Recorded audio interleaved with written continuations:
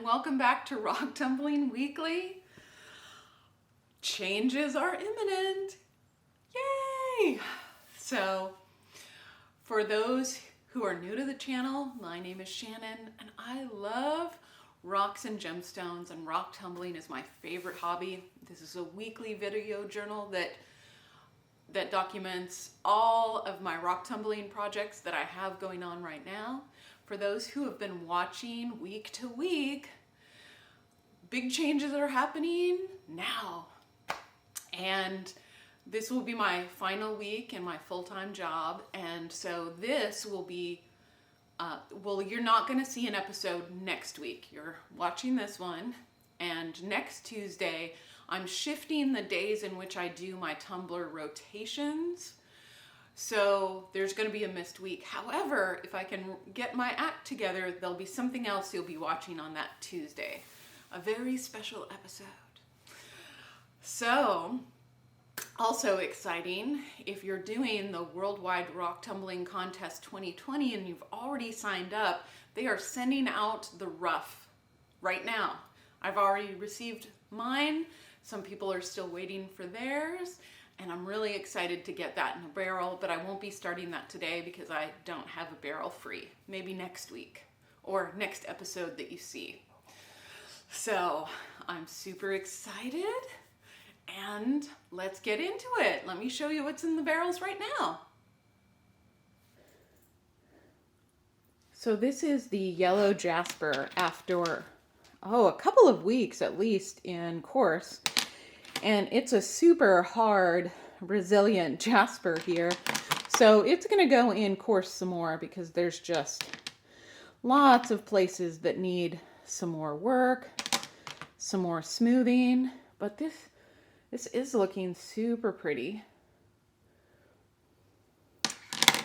And yeah. So this is kind of like the onyx in that it just took a long time in course to be able to really get to a more finished state. But, I love this golden color. It's really pretty. Just delicious. Yeah. That one's got red and gold. How pretty is that? All right, well, let me get this back in the barrel, add some more coarse grit, and keep it going. This is the Unakite, and it's been in coarse grit for 1 week. And man, let me tell you, that slurry was thick. I mean, thick, like chocolate pudding in the barrel. And it took me so long to clean these out. In fact, there's still some slurry in some of these bits because I just couldn't spray it out enough. But I'm not too worried about getting it super duper clean because this is going to go back in course for another week. There's just too many pits still left in these, even though the shape is nice. But the benefit of that thick slurry is that it highlighted all of those areas. But check out the colors on this Unakite. This pink and green. It's really beautiful. And this is actually one of my very favorite stones because I just love the combination of pink and green. And I think like ruby and zoisite or ruby and fuchsite are the only other ones that are pink and green. But so pretty. So I'm going to get these back in the barrel in more coarse grit and we'll see them again next week. Here is the red tiger's eye after a full week in fine grit, and it feels so beautiful. This is so nice. And look at that just gorgeous red color in that flash. Oh, this really was like everything I'd hoped for in tumbling. Red tiger's eye. I think also known as dragon's eye, just like blue tiger's eye is known as hawk's eye. But looking really nice. So I'm going to put this in extra fine for a couple of days, probably about 4 days, and then I'll switch this over to polish. Here is the leopard skin jasper, and it has run a full week in extra fine, and it just feels so beautiful, and it looks gorgeous. Those colors are so nice. And it is ready, almost ready to go into polish. I'm gonna run it through some wash cycles and get it really super clean. And then we'll get this into polish. If you haven't tumbled leopard skin jasper before, I highly recommend it. There's such a great variety in colors, and you know, each rock just looks different and really lovely. And so if you'd like to have some, you know, nice surprises and some pops of color, leopard skin jasper is really lovely. All right, let's clean this up. All right, this is the obsidian, although you can't really tell right now, but I ran it through fine and extra fine again to eliminate some of that bruising that it had gotten from that one chipped piece. And then also, you know, several viewers have recommended using plastic pellets when polishing obsidian. And so I wanted to show you what the plastic pellets look like. And, you know, it really needs to be at least 50-50 so that the pieces don't bang against each other.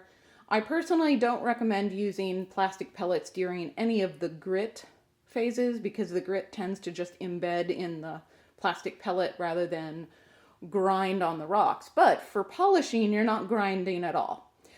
And so it just purely acts as a cushion. And so I've got the obsidian packed in there nicely. I did it very carefully. And so I'm using these plastic pellets here. And you can get these anywhere you can buy your normal rock tumbling grit and ceramic media as well. So we'll get this started in polish and we'll see how it turns out. For those who have been watching for a while, you may remember that I had some trouble running a batch of citrine, and I just wanted to show you that I finally did get a really nice, smooth, shiny polish on the citrine.